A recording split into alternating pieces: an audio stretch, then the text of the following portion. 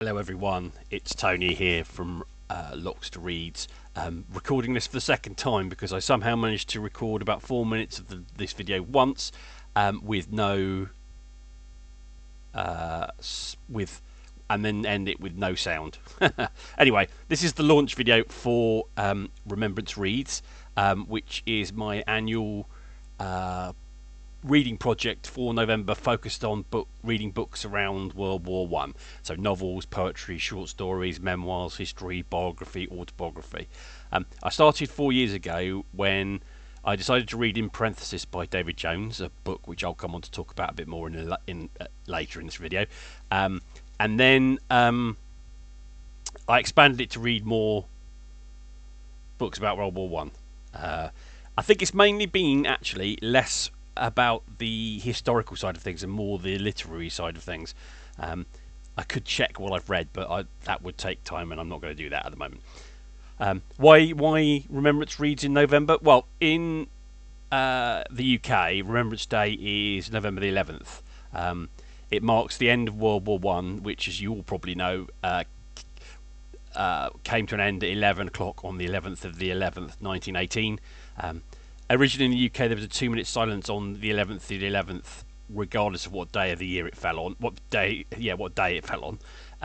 But in 1946, the ceremonial parts were moved to the nearest Sunday in November. So this year it's November the 9th, and there's a phase when the 2-minute silence on the 11th itself actually stopped happening. But I think in recent years it seems to have started to creep back in. Although everywhere I've ever worked, I've just stepped outside for 2 minutes because most people on the day itself just ignore it. And Remembrance Sunday in the UK is marked by a ceremony of remembrance at the Cenotaph, which is attended by the King, the Prime Minister, all the surviving ex-Prime Ministers, Chiefs of Staff, Ambassadors of Commonwealth nations, and they all lay wreaths, mostly of poppies, on the Cenotaph.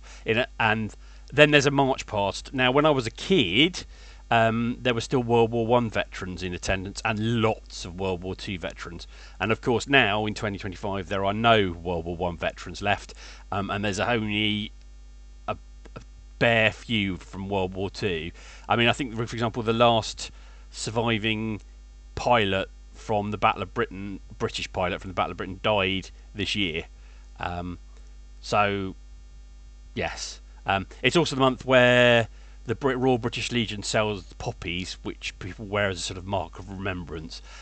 There is some discussion about that issue in the UK, which I'm not going to go into here now.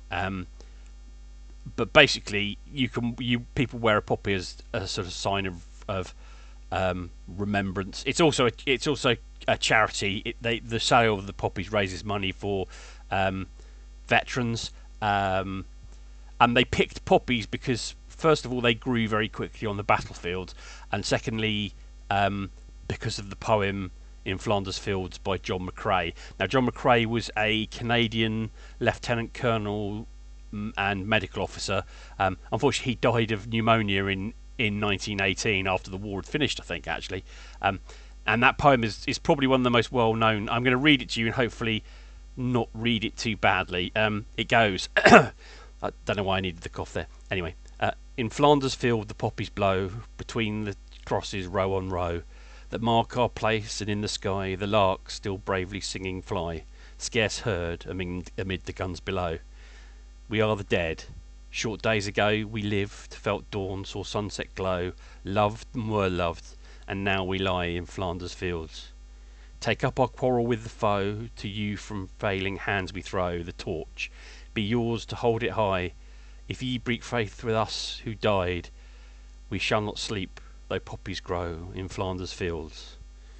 Now, you can tell from that poem actually that he wrote it while the war was still going on. He wrote it in 1915 when he was at a friend's funeral, and it was published in December 2015. So that's why November. And then why Remembrance Reads? Well, because I think World War One. There is a world before World War One, and there is a world after World War One. Nothing was ever the same. Any belief in progress was sort of destroyed on the battlefields, and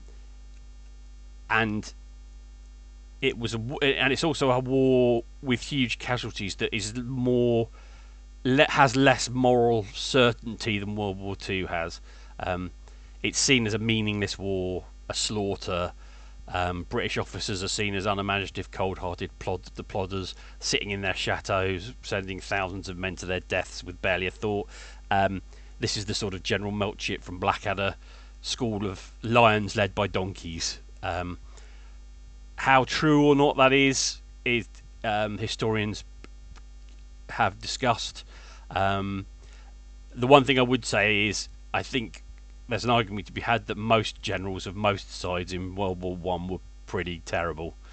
But the other thing that's important about World War One, I think, is it's a literary war. It's possibly the last literary war. I think World War Two, there's writing around World War Two, but I think it's more remembered by the general public through film and TV, whereas World War One is about the poetry, about the memoirs, about the writing, and from that literariness, which I don't think is a word, but there you go, comes a post-war response that includes modernism, Tolkien, which I suppose are two ends of the scale, and in the middle, sort of, is David Jones, and in parenthesis.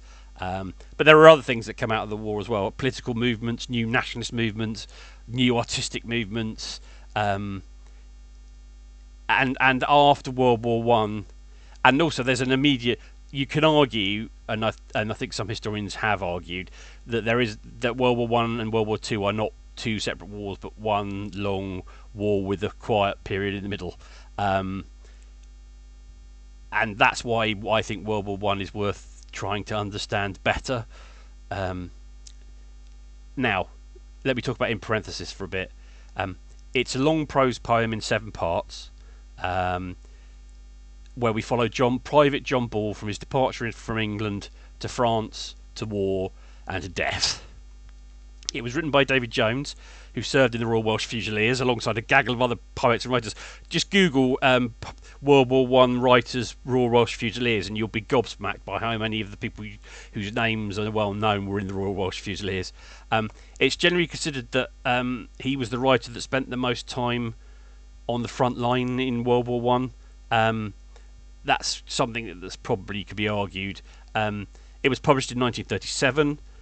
I think it's the greatest work of British literature to emerge from World War One. I think it's a great piece of British literature, full stop. It's an unusual book, as I said, because it blends modernism and older traditions. I think it's I call it a TARDIS book because it's bigger on the inside than the outside.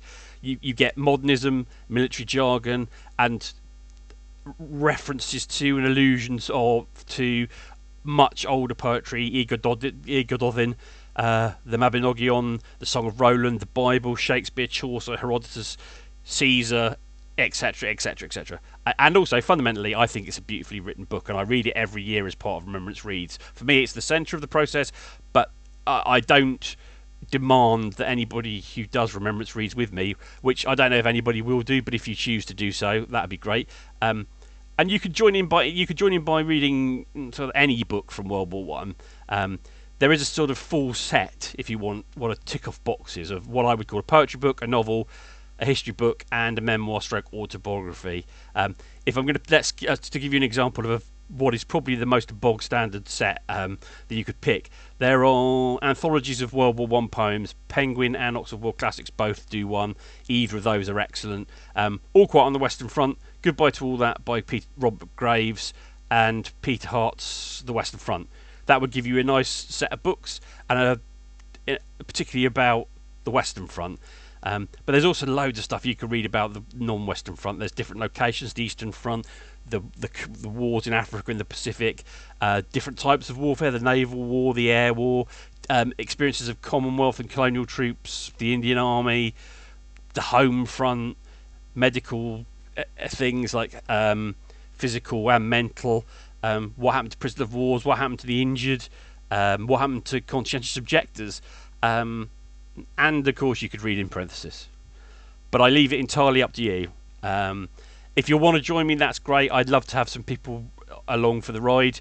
What I'll do in late October is I'll do a new video with my choice of